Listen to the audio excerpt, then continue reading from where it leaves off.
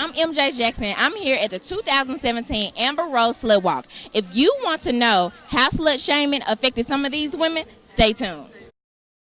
You've dealt with a lot of bullying from social media. What does cyberbullying mean to you?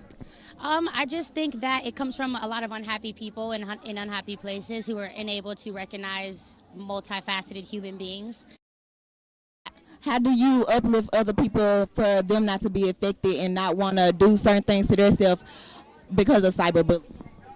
I think that I'm just a living testimony to taking a bad narrative and using it as a tool to make your life better and healing from it and growing from it and changing positively and things like that.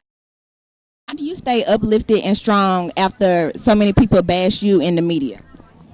I would say that, once you get to a point where you literally stop giving a fuck, you live your full life. I suggest that for everyone. Don't worry about trolls. Don't worry about comments. Post what you want. Wear what you want. Be safe. Talk to your sons. Talk to your fathers. It's not always about us going out and be safe, girls. Don't wear this. Don't do that. It's really teaching the men to not harm us. And I don't know. It just doesn't bother me. And last question, when I heard you say earlier you used to slut shame people, what changed in your life that made you to stop doing it? Well, I got extremely slut shamed. God punished me and smacked me around for it. And, as a society taught me to do that. Society taught me to be I don't like her. She's such a slut. Or I heard she's a hoe. I heard she did this. When really it's people have to look at the skeletons in their closet and what they've done. I know there's so many girls that talked about me, and I kind of know their business. And I'm like, but you did the same thing. It's cool. We're all sexual beings. We're all able to have sex and be confident in our sexuality, and we don't have to bash each other. How has slut shaming affected you? Oh my goodness, it's been the worst. Being a popular stripper all over the media has just been really hard, and being still in the industry. It's hard to date, it's hard to have friends, people judge you. Even when I'm in my regular clothes and I go to the store, people know who I am. So it's oh, there's that stripper, there's that hoe.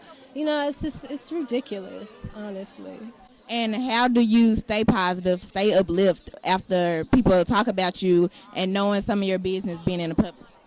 I know what I am, and I know that the media a lot of times portrays what they want people to see, So it's just you just have to live. You can't, it really teaches you to not give a fuck about what anyone thinks at the end of the day.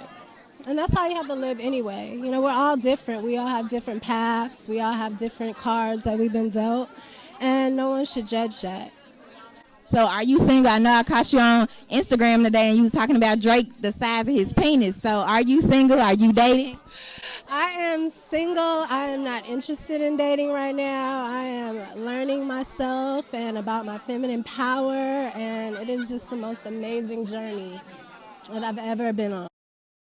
So how are you adjusting, going filming and then have to be out here? That's a lot. Then you're trying to do your own thing, be an entrepreneur. How is it, balancing out? Yeah, that's a really, really good question. I've had to learn through all that the hard way. I would try to kind of take it all on at the same time, but now I'm learning not to spread myself too thin. And when I'm filming the show, I focus on filming the show. I have to make sure to never forget about tattooing. Tattooing is my bread and butter, and then also make time for my art. So I just have to really, really be organized, and I have to have a lot of structure in order to balance everything that is going on.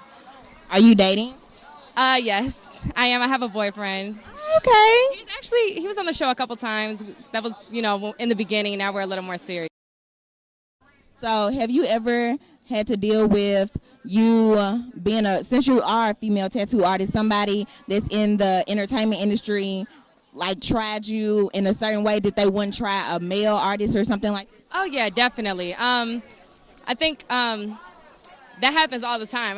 It's like I'm used to it now, but like 90% of my male clients, you know, they try it. But, you know, I'm at a point now where my work speaks for myself. So I can put a tattoo. I've seen my work like on ESPN and like these other platforms where they don't even know that I'm the artist. So I'm lucky that, well, I'm not even lucky because I've worked very hard to get to that point, but I'm now at a point where my work speaks for itself and people aren't coming to me anymore because I'm a pretty girl. People are coming to me because they want a cat tat and they know what I can put out there.